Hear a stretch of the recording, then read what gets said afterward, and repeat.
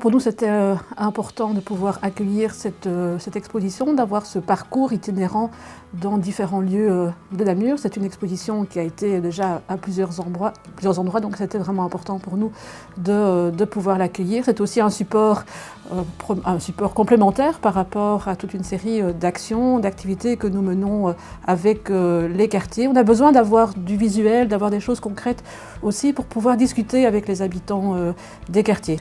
Chacun d'entre nous, on peut être acteur de la problématique d'abord en s'informant et puis en se faisant le relais vraiment de cette problématique autour de nous. C'est une super initiative pour intégrer vraiment tous les citoyens, même les étudiants qu'on peut peut-être parfois oublier de temps en temps. Donc ouais, moi je suis hyper positive pour ce projet. À plusieurs reprises, on a organisé avec le concours des écoles artistiques namuroises une exposition sur le thème des droits humains.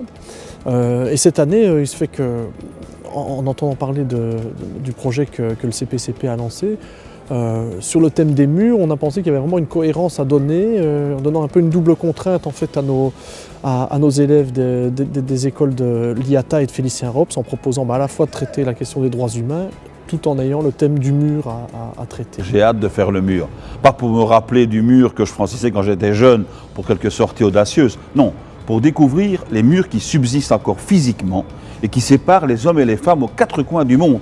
On l'ignore trop souvent, mais que ce soit à Chypre, que ce soit entre la frontière du Mexique et des États-Unis ou encore au Cachemire, il y a des murs physiques qui séparent les hommes, qui les montent les uns contre les autres. Mais à bien y regarder, il y a aussi des murs, la mur de l'indifférence, le mur du rejet, le mur de la xénophobie, le mur de l'incompréhension, le mur de l'égoïsme. Bref, tout ce qui fait reculer l'humanité, ce sont des murs. Et ce que nous proposons, grâce au CPCP, c'est de franchir ce mur et de tendre la main pour retrouver un environnement d'humanisme.